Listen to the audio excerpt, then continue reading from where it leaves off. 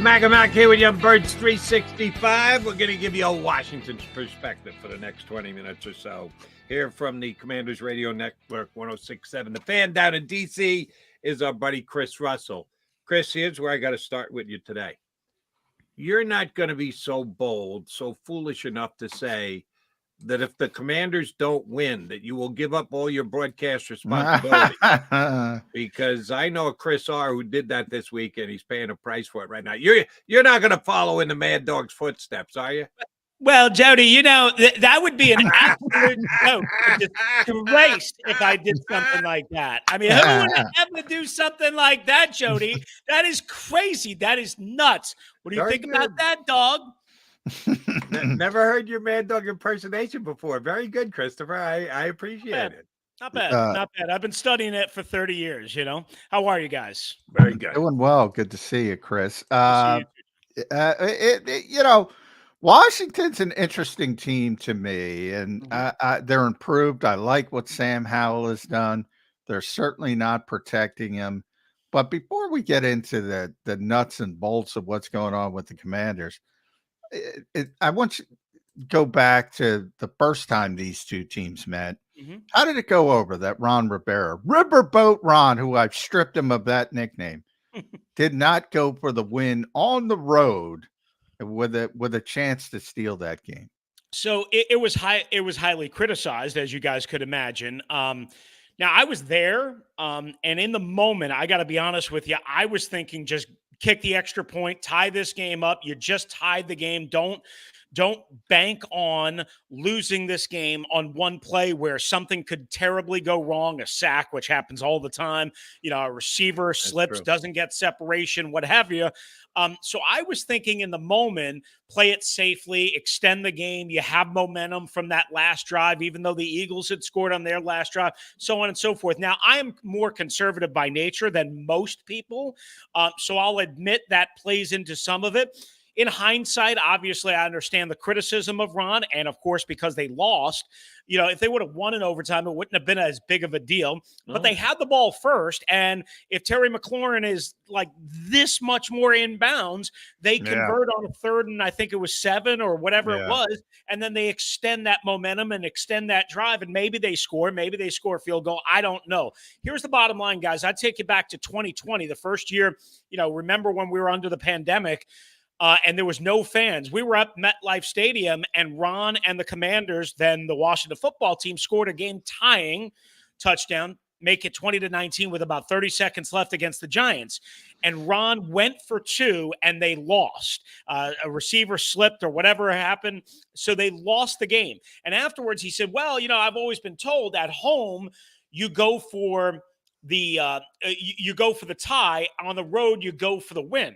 Yeah. And I said, curiously, I said, well, there's no fans here. I mean, you're just in a road stadium. There's no fans. What does it matter? That's a good point. That was a good point, Chris. Yeah, either you go for the win or you don't go for the win. It doesn't matter where you are, but just taking him for his word. But then 3 years later, 2.5 years later, whatever it was, he's on the road. He's in a packed Lincoln Financial Field.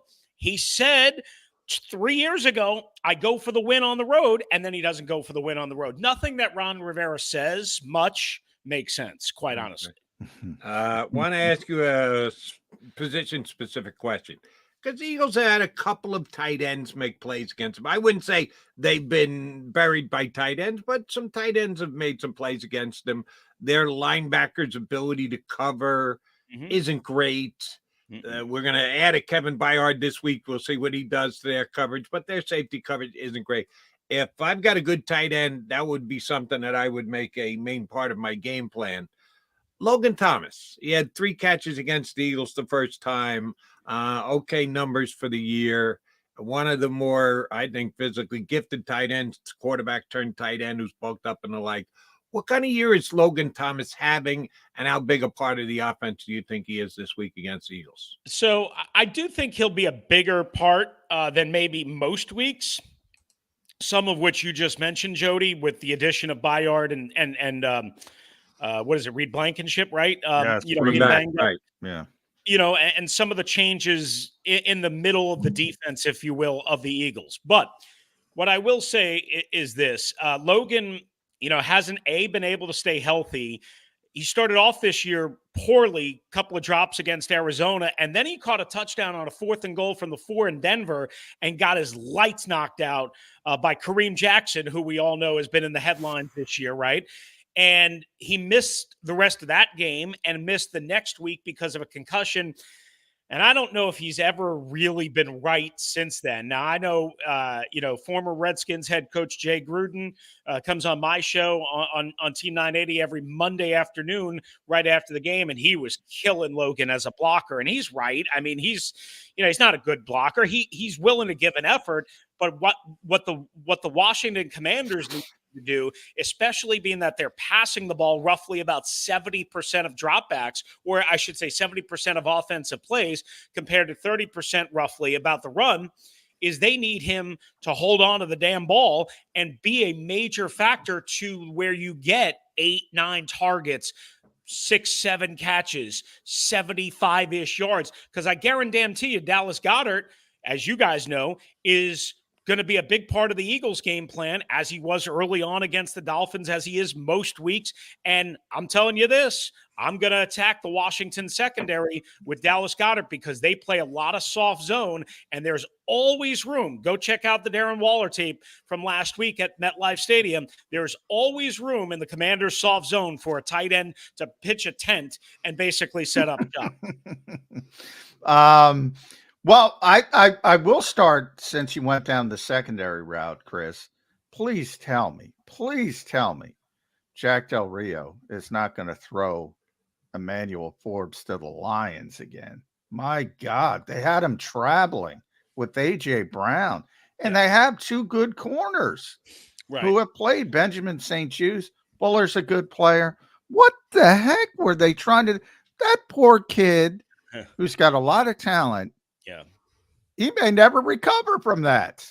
Well, John, it got worse actually after we left Philadelphia that Really? day. Because, if you guys remember what happened on the Thursday night game against DJ Moore and the Bears, and then he finally got benched, right? So let me work through this. Since that game against the Bears, Emmanuel Forbes only played, I think, 5 defensive snaps. He was active for both games, didn't play the one in Atlanta, and then played, I think, 4 or 5 defensive snaps on Sunday against the Giants. Now, so I think, obviously, I don't think that's going to be something we're going to see again. I think you'll get a lot of Benjamin St-Juste, who has the body type to work against A.J. Brown. Yeah. Now, that doesn't mean he doesn't get beat. He does. And AJ beat him week 3 at FedEx Field last year on a quick slant inside the 10-yard line for a touchdown. And I mean, again, St-Juste gets beat, but St-Juste has the body type, the frame, the mentality, and now the experience. I think he's in year 3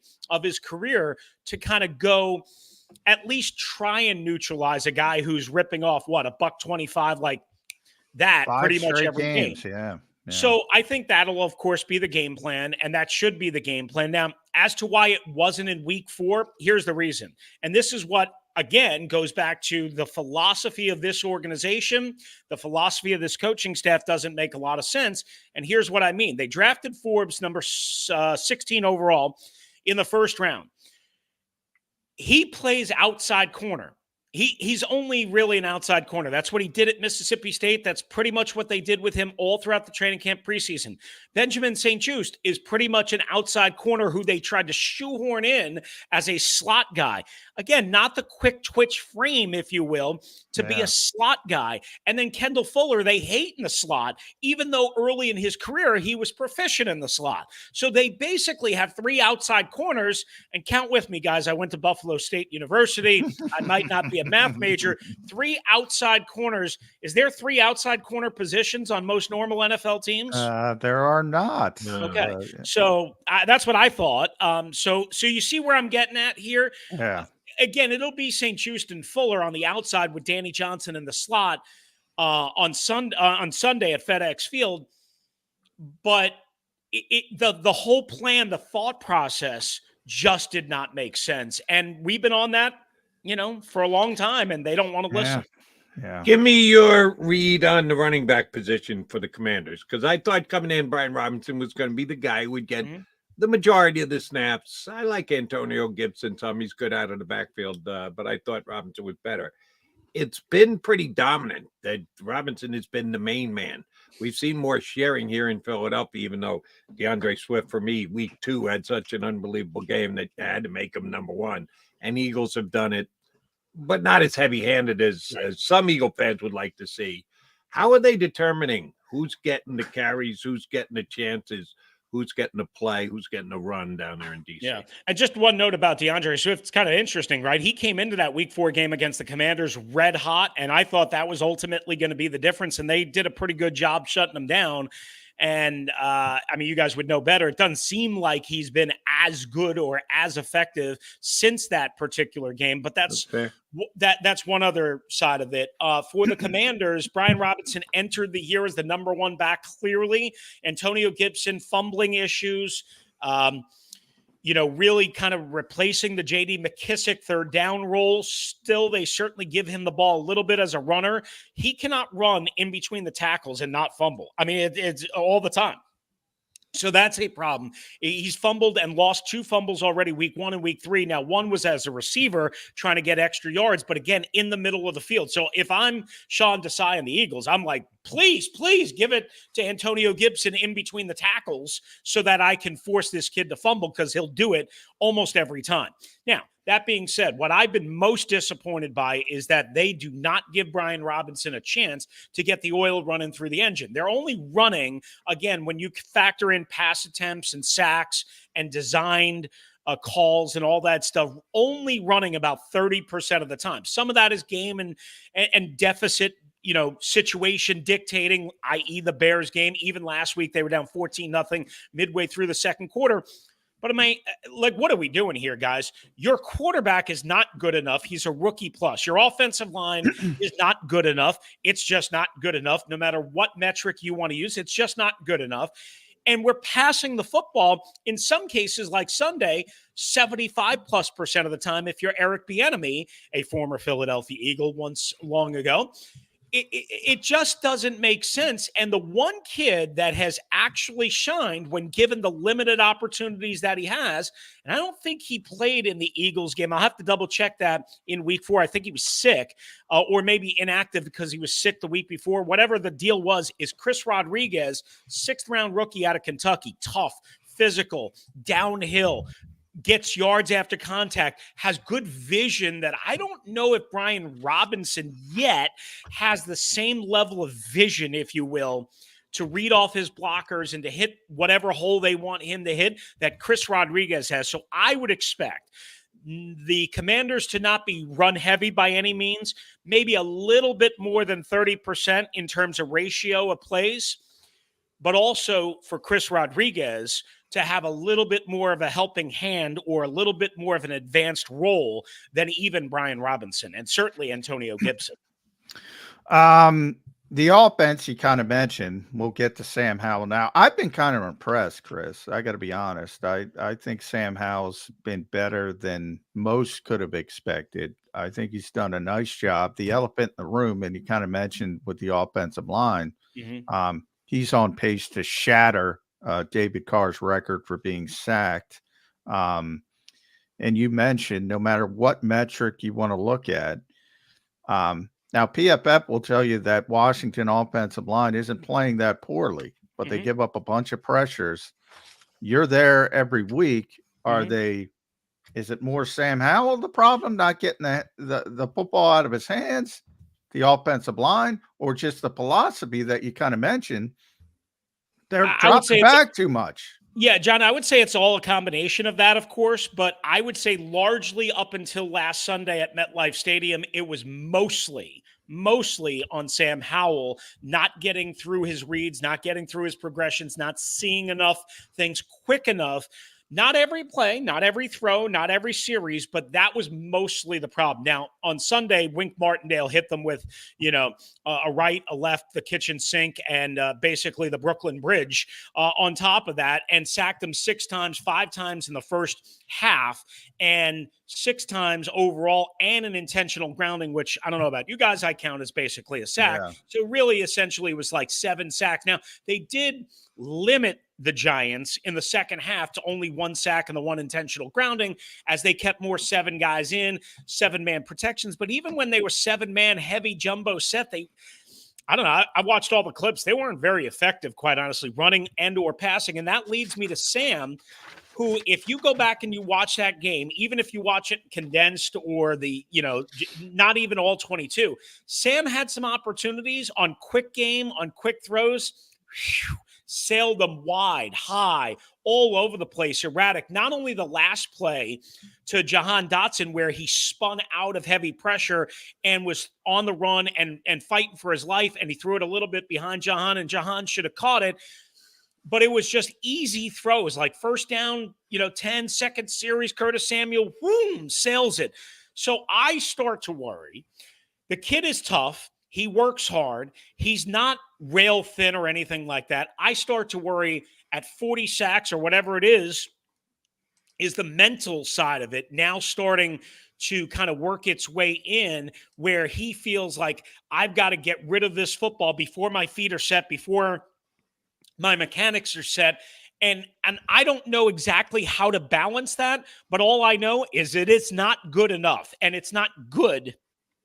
There are times, like you guys saw on that final, touchdown drive in Philadelphia, and they tied the game up with nothing left on the clock. Yeah. There are times where Sam Howell is really effective when he's in a good rhythm, but there's not enough of those times, and that's where we are right now. Too many sacks, too many issues, mostly on Sam. The offensive line took correctly, I think, most of the blame on Sunday at MetLife, but the bottom line is, they've got to figure this out, because they don't want to run the ball. They have an aversion to running the football, as I've mentioned to you guys. So they're putting it a lot on Sam.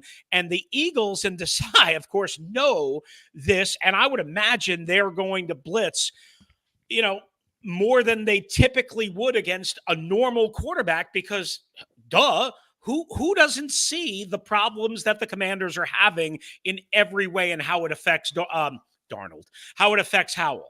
Chris, let me go to an area of strength for the Commanders, and that's their defensive line. Has been for a couple of years, and getting Chase Young back as part of that group in a productive way only makes them that much better, and is something I think any opponent's got to respect coming into the week. But after last week's game, Jonathan Allen gave the football fans a little extra entertainment. When asked about his frustration level, he went to a little bit of a profane-laced tirade about 7 years and not being able to get the job done and the like. And it was very entertaining. Thank you, Jonathan. How did it play in the locker room? Were his teammates like rolling their eyes and going, you don't think we're giving effort? Are you looking at us when you say that? Or was it, yeah, Jonathan, you the man. Thank you very much for stepping up and saying it, because we're all frustrated too. It played one of two ways. Which way did it play more in that locker room? Well, so I haven't been with them since that game and that post game, but I will tell you, in that locker room, they were all pissed, as they should have been. They were not good enough in any way, even though the defense wasn't the culprit on Sunday. But they did get carved up like a Thanksgiving turkey on 2 drives, and it was way, way, way, way, way too easy for an anemic Giants offense. So I would say this. I don't know how it's necessarily played out, like, i.e. yesterday, because I wasn't there. I'm doing my show at the time. But I know that Jonathan Allen is universally respected. He speaks for all of them. Nobody was mad. I mean, Chase Young, I talked to him. He had a big old dip in his mouth, which pissed off a lot of Commanders fans. I don't know. I don't care about that stuff. He didn't have much positive to say. Talked to Montez Sweat, same basically thing. Here's what I know, guys. Here's what I know. This all-star defensive line, Chase Young has bounced back here and has played 6 games because he missed the season opener, and he's been really, really good as a pass rusher. He's developed an inside rip move, an inside attack move where he'll go for the right shoulder, I guess it is, of the left tackle. And remember what he did to Jordan Mailata in Philadelphia in week 1, in week 4. He blew through him for a sack, and also had I think it was another 4 or 5 pressures or whatever it was in that game. So Chase has been really good. What hasn't happened yet is Chase Young and Jonathan Allen working next to each other have not had that cohesion and rhythm on stunts, on games, on stuff like that, where you don't have to blitz to get that extra pressure. And it seems like they're almost, I don't want to say battling each other, but just not in cohesion. And then at times, Montez Sweat and Daron Payne have taken over games against bad opponents, i.e. Arizona and Denver early in the year. But I got to be honest with you, even in that Philadelphia game, I mean, Montez Sweat had one late pressure on Jalen Hurts. Daron Payne really wasn't there. And when you're paying a guy $22.5 million, you need a big play. You need a big momentum series. You need a big swift, a big, change. And you need to do it swiftly, not Taylor Swiftly, but you need to get that done quickly. Nice. And they don't do it enough. So I would say against this Eagles offensive line, it's probably going to be a 50-50 split battle. And Washington will have some success. But they're not good enough. They're not dominant enough, guys, to take over games against really good offenses, period. Well, I'll say this about that defensive front. It looks great on paper, but you're right. It hasn't really come to that point where you say it's where the Eagles are as perhaps the best defensive front in football. Correct. You're right. So I'll say this to you, Chris. Is this the last game we see those four together? Because there's a lot of rumors about Chase Young being shopped, even Montez Sweat being shopped. One, you kind of explain why, but boy, it's tough to give up players like that. And this is that time of year. You saw the Eagles. Howie Roseman is a killer this time of year. Kevin Byard's already here. People are talking about him adding more. Is this potentially the last game that force them plays together? Yeah, this front office is the anti-Howie Roseman. They are as lukewarm, as vanilla, and as cautious as you can possibly be. And the moves they make aren't very good, to be honest with you. So let's start with that. I've been advocating all week after the Giants loss to trade both of them, not because I want to, but because they're free agents. They're represented by the same agency. They're best friends. And again, they're just, for whatever reason, they're just not good enough as a quartet to wreck games. And you've already paid Jonathan Allen $18+ million a year, and already paid Daron Payne, which I would have never thought at the beginning of last year, $22.5 million a year. So you can't, maybe you can pay one of these guys long-term. You can't pay both of them, even if you say long-term for one, franchise for another. Well, the franchise tag for a premier defensive end, which one of them is $25 million a year. How are you going to get all of that money into your cap, improve your offensive line, improve this, improve that, and re-sign Cam Curl and all the other free agents? I don't see it. So to me, I would rather trade one, and I said both yesterday, Tuesday on the radio. I would rather trade one, at least, if not both, and get something in the upcoming draft where I presume a new regime will be in place, instead of waiting for a potential compensatory pick in 2025. I don't think it's you want to trade talent. I think it's, oh my God, it's not working for whatever reason. These guys want top dollar. It doesn't make cap sense. This is not a money cash issue from Josh Harris, as you guys know. I mean, he's spent $6 billion on the team. It's not a money or cash issue. It's a cap issue, and it's a what makes sense issue based on what you've already done. So to me, I would trade both, which I know is team suicide. You are what you are. The Titans knew what they were when they traded Kevin Byard to the Eagles. They're 2-4, which is different than 3-4, but they knew and understood what they are, which is not a good team. The Commanders, before Sunday, at 3-4 and presumably probably 3-5, should know what they are. And my fear is this front office, this head coach does not understand what they are and what they aren't.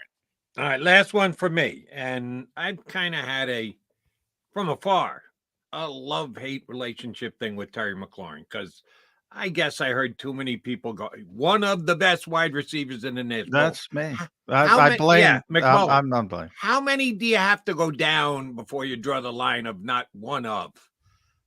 Top 10, maybe the bottom of the top 10. That, for me, doesn't make him one of the best wide receivers. It makes him a very good wide receiver, but not one of the best. And we've had this semantical debate before. I mean, here's the thing, guys. You remember what he did in his NFL debut at the start of 2019 at the Link, where he had the long touchdown on the deep post and then should have had a second one. He's got that kind of explosive take off the top ability, the ability to change games. We've seen it from time to time. The problem is, and I truly do feel this way, and this is not like me being a campaign manager for Terry. He's a great dude, a hard worker, really talented, really smart, really mature, all of that, great leader. The problem is he hadn't had a quarterback worth a damn enough. And Sam Howell is the best he's had. Dwayne Haskins, Alex Smith, Kyle Allen, Carson Wentz. Get to my guy. Come on. I know.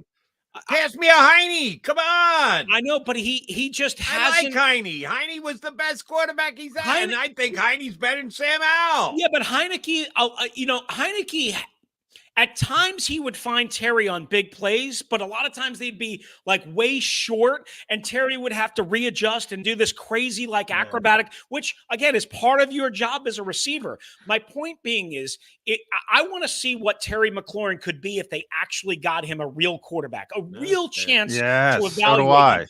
That being said, there are I see the greatest potential combo. Kirk Cousins and he Terry put up McLaurin. monster John numbers. McMullen would go nuts. He'd predict 4,000 yards for Kurt and 1,200 of them for Well, he wouldn't be Jefferson, but he put up monster numbers. Kirk is my guy, and that's the last really good quarterback this team has had. I can't believe, Chris, I got to go on my Kirk Cousins tangent because you're a Kirk Cousins guy. What the freak do people not get about this guy? My one criticism is, look, I've heard, I don't know if you know Colin Thompson. He's former NFL tight end. He just raves about him to him. Patrick Mahomes called him the most underrated quarterback in football. That's Patrick Mahomes. Troy Aikman said this guy's really good on Monday night. Nobody thinks he's good.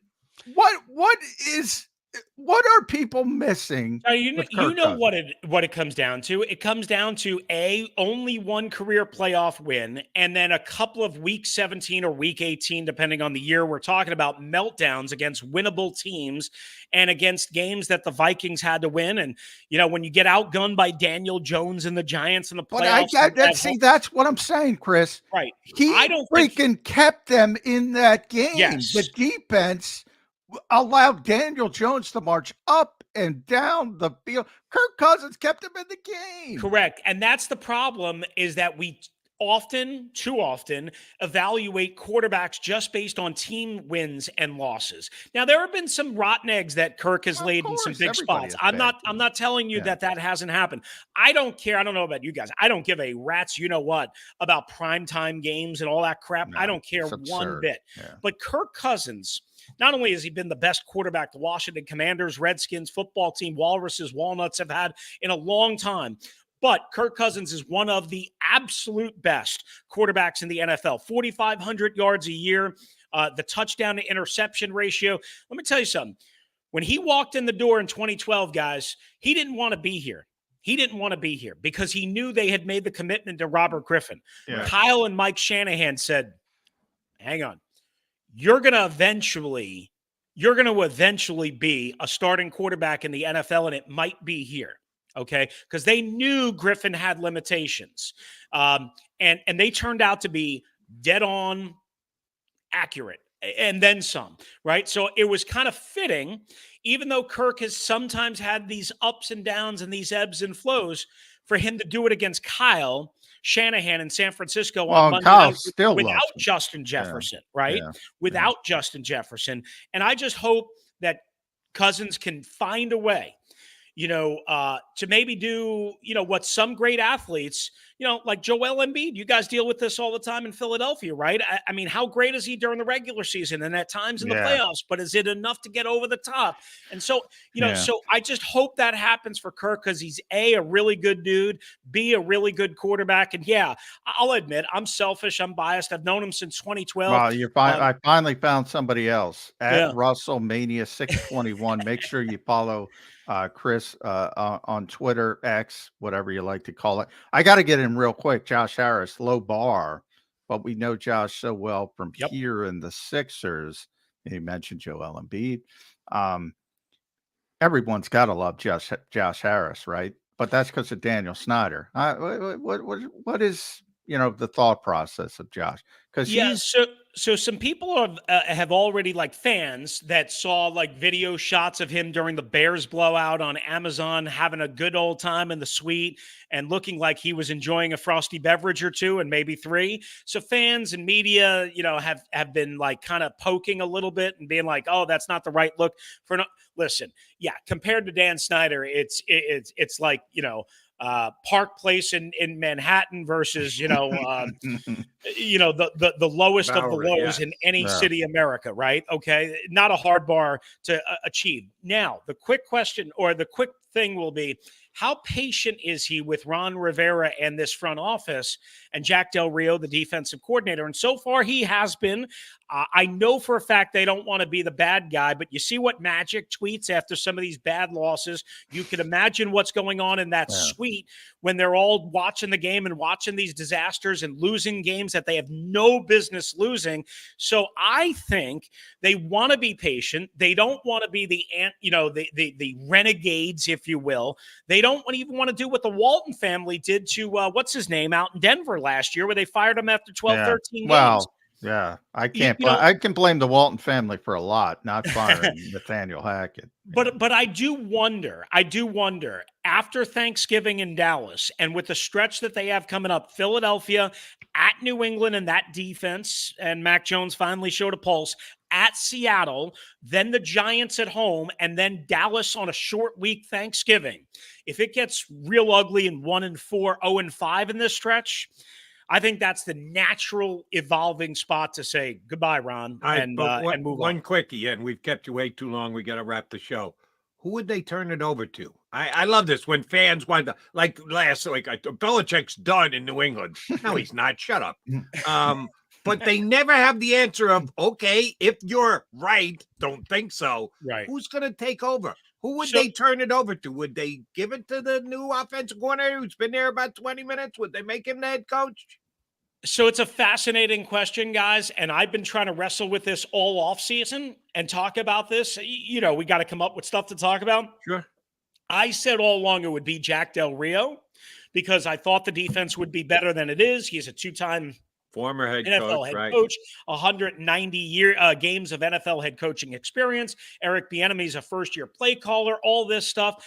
My guess, if they fire Rivera, it's probably because the defense never really rallied to the cause. They might fire Del Rio as well, and then you almost have no choice but to go to Bieniemy. But if Del Rio survives, which, again, he could, and if the offense continues to crater, I would assume it would be the guy with more experience. Again, remember, Bieniemy has been a coordinator and a coach for a long time. This is his first year exclusively calling plays out of the shadow of Andy Reid. He's got enough to deal with, and he's been spotty as it is. He's got enough to deal with. I would go with Del Rio, even if the defense doesn't become lights out, which I don't think it will.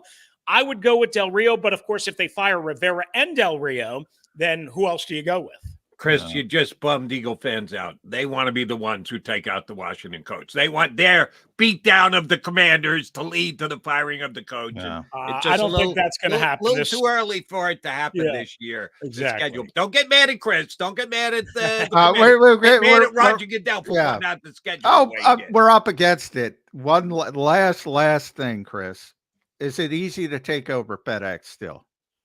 Yes. Eagles fans generally take over FedEx Field. I mean, listen, the atmosphere has been way better this year because of the new owners and everything that we just talked about, and they got off to a 2-0 start. It's been way better, but right now at 3-4, I would imagine a lot of Commanders fans will still be there, but it probably won't be the major advantage to the Eagles as it has been the last couple of years. But it'll still be probably a 55-45, maybe split somewhere in that range, give or take a couple of percentage points, because Commanders fans bought in, and they bought into the hope and the hype and all that. So I'm sure they snapped up tickets, and not everybody wants to quit on the season at 3-4. I get it. I understand that. But it won't be as bad as it's been in favor of the Eagles, but it won't be that hard for Eagles fans to get tickets on the secondary market if they haven't already done so. Because, Commanders fans are frustrated. They're not frustrated with Josh Harris. They're angry as hell at Ron Rivera in the front office, as well they should be. It's a very mediocre plus best operation, and that's 3.5 years of sample size. Host and reporter and chief commander guy for heck of a Mad Dog Russo impression as well, and a tremendous Mad Dog Russo impression. Chris Russell here. I appreciate you guys. 365. Thanks, Chris. I will talk to you later on this afternoon. Thank you very much for jumping in with us. All right, Mac coming back. We got to put a bow on the show. Yeah. Stay right there.